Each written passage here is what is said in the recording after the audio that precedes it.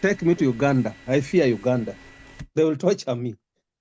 And then I was like, I made a tweet saying, no, Uganda, actually, you're a business. They can't torture you. That's why we have come in very fast to receive you. Uganda is paradise. Uganda is paradise. By the way, Uganda is just Kenya here. If you have gone to Kenya, anybody from Busia, if there's anybody from Busia, the word makanyago is trespassing.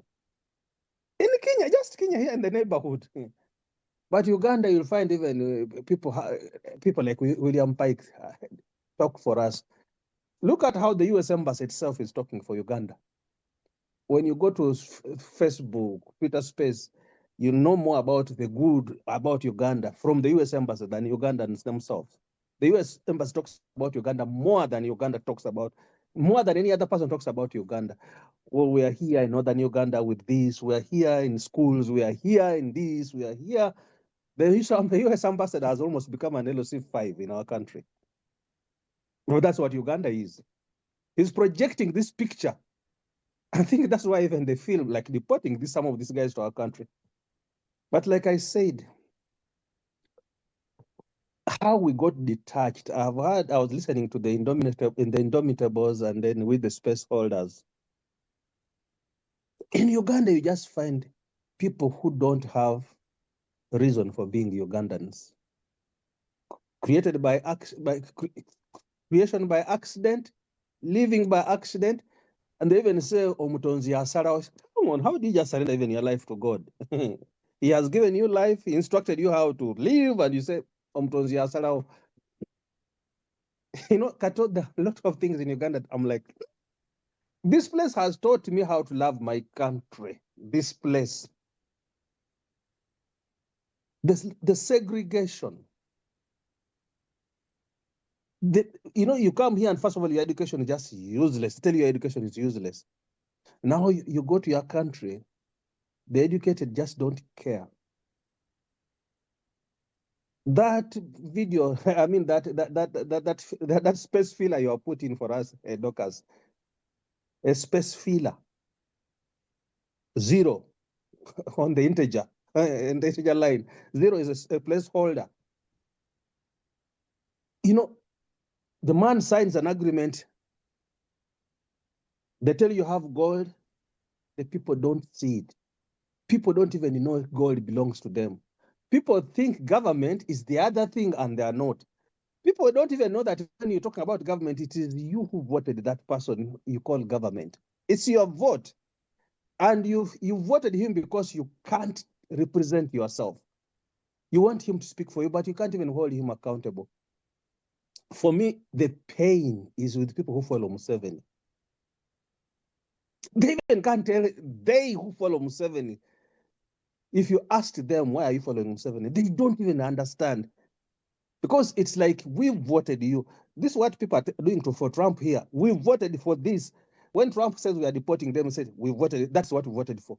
When Trump says we are going to build a wall, he said, that's what we voted for. He has even changed the Department of Defense. It's called overnight Department of War. And when you ask them which is the war, this, it is so painful to be called a low IQ. These low IQs must leave our country. So that level of nationalism, I see it spreading in the UK. Yeah. And the flags are everywhere, and I told my people in the pub where I go and watch a game. I said, immediately Najjar Farage wins, becomes the prime minister, I am leaving. I'm packing and going. And they go, what? Then do you know what they say? What? Yes. No, some people have to stay. Said you. For me, like this morning, my house rep called me that we go to tailgate. They have this football of theirs. They call it what? That game. So it's like a national game today. So my house rep, who is trying to be a governor, wanted me to go and tailgate for him. And I'm like, These guys don't see I'm making them. I'm like, actually, I had to choose between going to tailgate this morning. Tailgating is going to stay at the gate as people come in and say, yeah, this I'm speaker, I'm representing Eddie Andrew, I'm representing Andrew. You tell every person who is entering the stadium. Then I'm like, let me rather stay behind. I mean, coming to this space, I felt like it would be a betrayal for me to go and tailgate from my house, and leave this space. So I chose between this space to be here. And I'm like, I hope Ugandans who are here know why we are here. We are being taught a lesson the hard way. The minerals at home, let's talk like people who have gold. You know, this is what I keep telling people. Let's talk like people who have gold. You tell people the north, let's talk like people who have gold. And then somebody will tell you that even those people from the north will think you are lost when you tell them about gold. Because, but do you understand? Now they think gold is for Busia. You can't have gold worth 12 trillion US dollars. It looks like a fairy tale. It looks like a mystery. But that's the country the man created, that you have space fillers. You have a crowd behind you and you think you have people. They are not people. If you want to know there are space fillers, look at what has happened in Busoga in the last 2 weeks. The dumping of Kadaga, the arresting of Balunywa. Balunywa is somebody who transformed this Nakawa Business School from an institution that had 150,000 to an institution that has 25,000 people. And then they arrest him like over, they call it hiring people through corrupt means. And then you're like, but how does it play with Museveni's family? So for me, the word of space filler is like Bulunya goes with that Basoga fighting. This morning, I've just woken up, I'm seeing that there's this young man called Bobby Giant. He has been abducted. I'm like, For me, I don't want to hear those stories. I don't want to hear those stories because we are promoting them. We are loving them. We like it. And when I talk to people, people say that James speak because you're in the diaspora. No. I spoke before Ugandans and I discovered there were space fillers. I have just seen, I mean, simple things. You know, Kato here, when an ambulance, when you call 99, when you call 99, I'm giving you an example. That's why I put those pictures inside there. When you call 99, or you are admitted in an emergency department, by the time you're admitted in an emergency department, they have already sorted you out. There's what we call the triage system. When 99, when the ambulance comes to pick you, they come with the fire engine, they come with the paramedics, they come with the lead car. If you call, if I just said 99 here this morning because I have a sick child, maybe there will be a lead car, there will be an ambulance with paramedics, there will be a fire engine. But by the time you reach hospital, they know where you. Either it is, I'm talking about full figure who has gone to hospital, passed through the hands of professionals, and is back to abuse people. It will not happen in the US. Right now, full figure will be in the behavior unit of the hospital. And the behavior unit of the hospital is just it's a safe. If you know what a safe looks like, that's why I put those pictures there. But by the time, if it was America and full figure is arrested, and I mean, he's not arrested, he appears like that in the hospital with that known history, he would be in the behavior unit. He would not, that treatment would be have received in the behavior unit, and in the behavior unit he will come up, he would leave that place a better person. But look at full figure has passed through the hands of professionals. Treatment has not taken place. Treatment has not taken place. And so these are some of the things I'm like, if I went back home, will these people regard me as a resource? Because I know a lot. I'm better than a professor. I'm better than anybody who has done a PhD because it's experiential learning, something I have seen, practical. Starting from the linen department, they will know the uniform of full figure as it comes to an emergency. They will send it there. So this is a woman who has passed through the hands of professionals, and he comes out the next day and he's abusing everyone. Just tell you how our professional system is dead. It's space filling just. So it hurts. Uganda has resourceful people, very resourceful people. Now, when they start profiling us in the diaspora, they think you are evil people. The diaspora is experience. That's why I talk about nationalism. I'm seeing it live. The Americans can drive, a person drives a huge car with a huge flag, and you're like, oh, I wish I had also a flag from. And they tell you, those ones who come and raise their flags in this our country, let them go back. So you can imagine, you almost fear, if you have to say you're a Ugandan, you fear to say it on the streets here. That's right. Yes, I mean, it's powerful. I know. Yes, Doctors, let me stop there. No, don't stop. I hope 13, no, we are 13 people. Yeah. Let them not be space fillers. Let me take time to welcome you guys. Today is the 6th September 2025. I welcome you to yet another edition of Uganda is Bleeding online protest. Please share the link and let us get as many of our brothers here as possible. Friends of Uganda, you're welcome. Those that are joining us for the first time, we do speak every Saturday on matters, of course, concerning motherland, Uganda. And we really thank you for having made it to the Zoom. We are streaming live on Facebook. So your screen will be saying it's going to a third party or the meeting is being streamed. That's to Facebook. So don't you fret. And those of you that do not know the situation, Uganda has been ruled for over 40 years. We've only had one so-called president. The dictator, Museveni, is the dictator there. I don't like to call him president. So he's ruled for over 40 years, okay? So, and of course, during this time, there's been so many reports, of course, increasing reports on gross human rights violations. We do have people that are being abducted on a daily basis. Today, we've had Bobby Giant, plus other young individuals have been abducted. It's on a daily basis. And when they abduct them, they beat them, they torture them, some to near death, some are killed in those torture centers.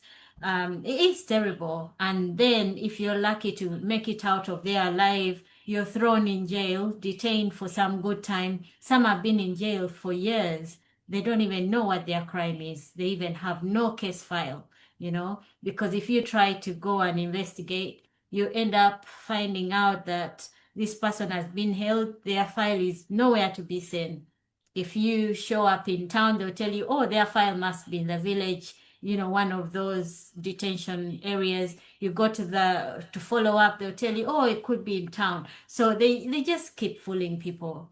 They just keep tossing you about, And for some of the crimes, really, you just need to pay a penalty or fine, maybe of $10 or, and someone should be free. But no, people are kept in jail under harsh conditions for years.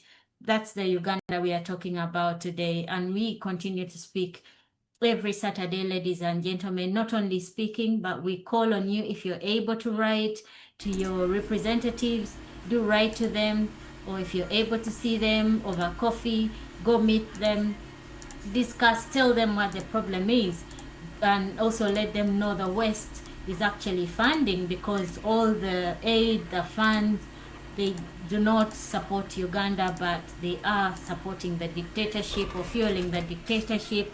And Museveni just continues to buy arms and torture his people. His people, okay, the Ugandans.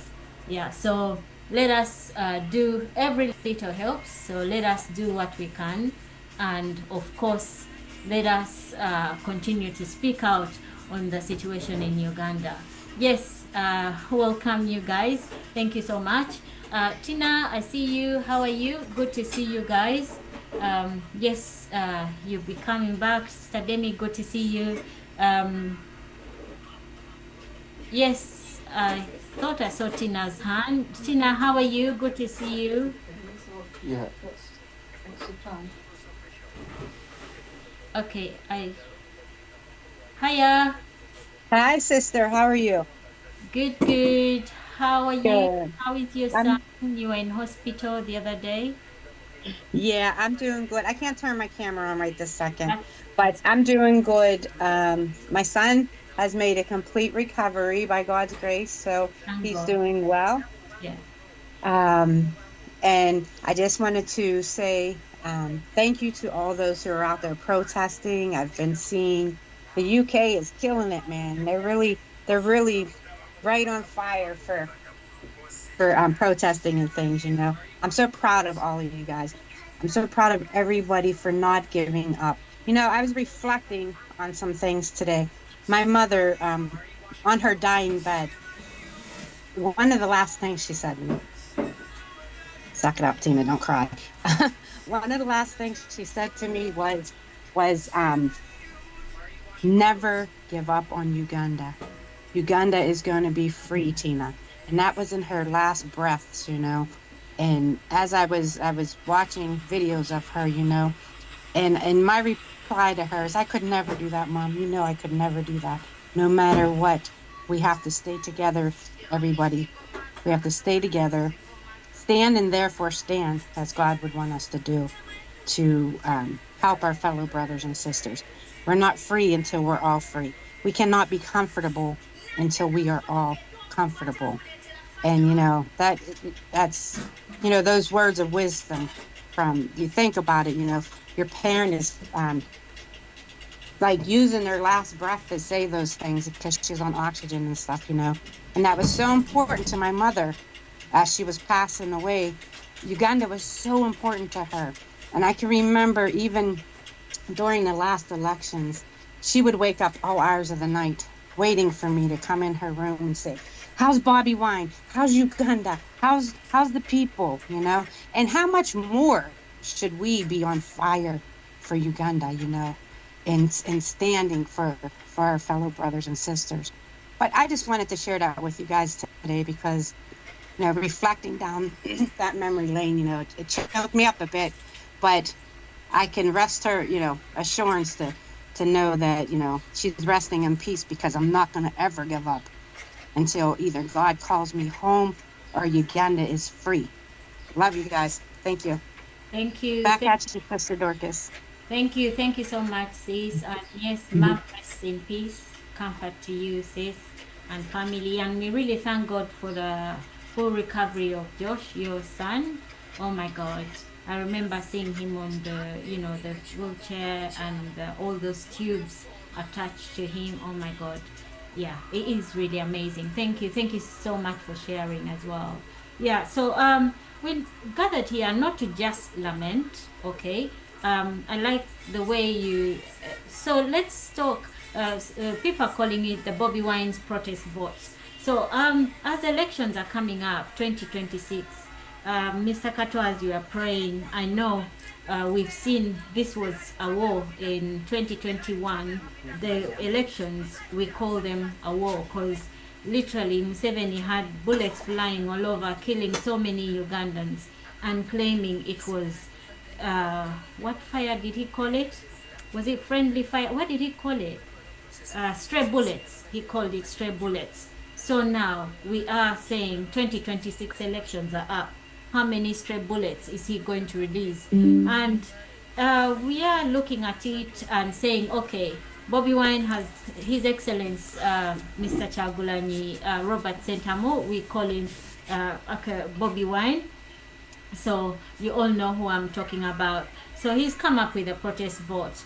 And we are saying, okay, if this is the plan to get Museveni out of power, then let all Ugandans rally behind him, regardless of your political affiliation. I know there's so many parties for now, but if we at least vote one candidate, you know, to power, then we will vote Museveni out. And that is in protest because we will be saying, okay, we are tired of all these abductions, the injustices, and all this. Let us rally behind one candidate or stand behind one candidate and win the elections. Then we begin to rebuild our nation and sort things out. And that is how the protest vote comes about. So it's not, I don't know if somebody could talk about it in simple terms to let everybody understand really what this protest vote is all about. So hopefully somebody can speak to us about the protest vote and getting every Ugandan to understand that we do not need all those presidential candidates, all those people that have been nominated. We just need to consolidate all those votes and just vote Museveni out, deny him any votes, and then we will begin to rebuild and have the different structures in our nation.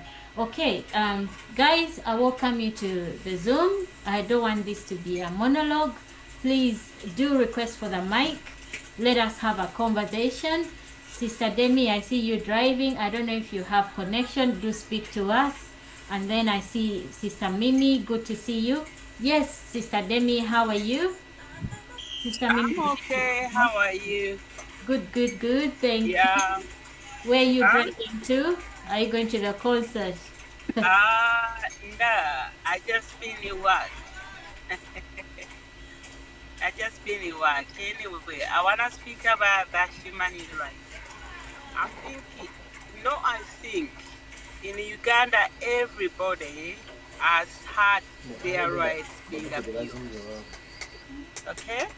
However, my point I want to bring to this platform today is like, it's a two-way. It's give and take. If we want our rights to be respected, we must give other people rights.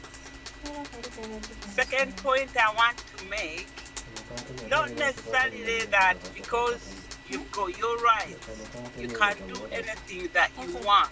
No, that is not the case. I think we get misled.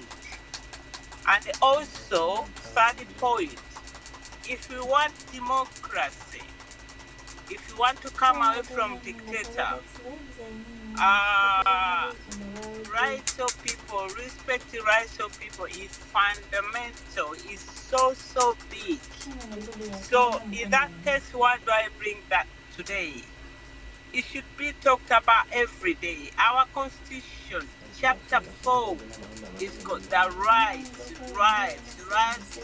freedom to speak, rights to reply, rights to vote, rights for women, rights for children, rights for prisoners, rights for everybody.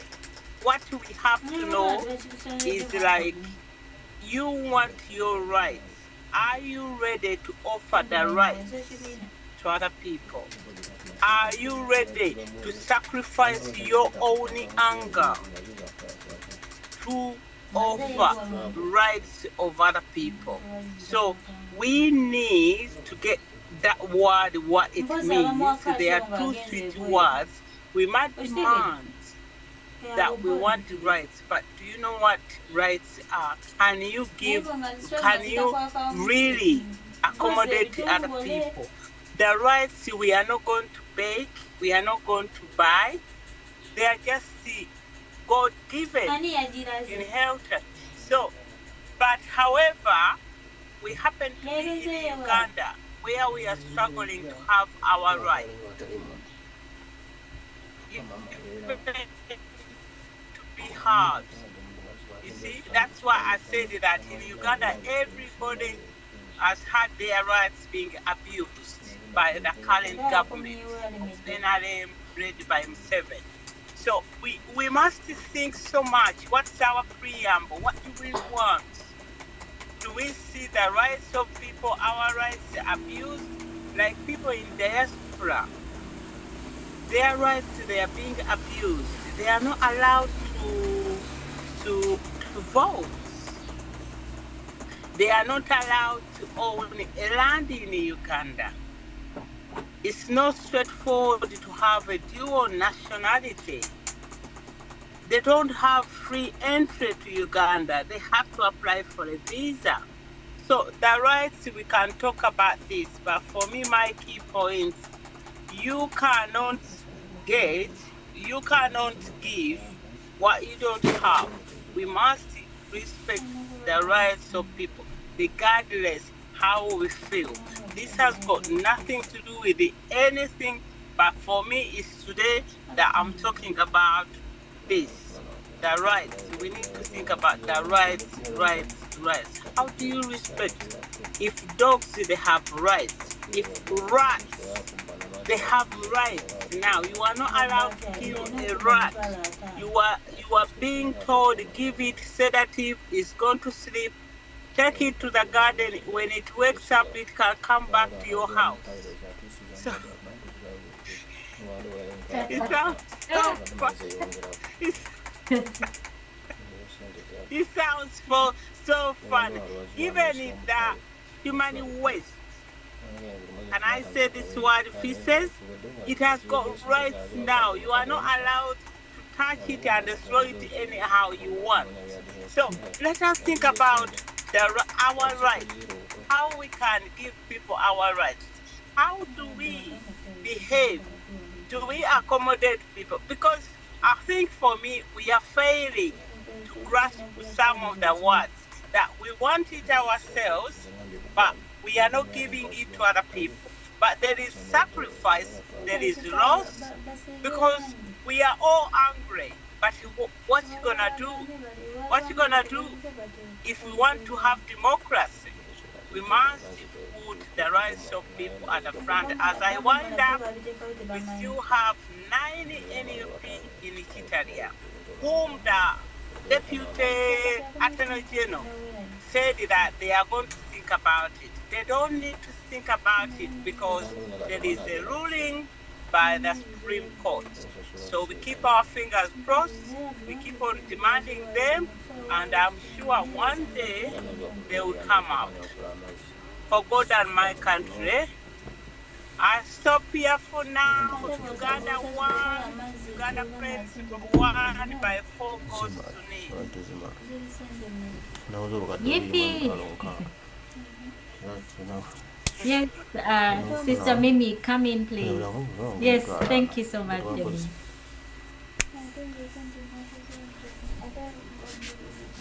Thank you so much. Good morning. Excuse me. Good morning, everyone and everybody.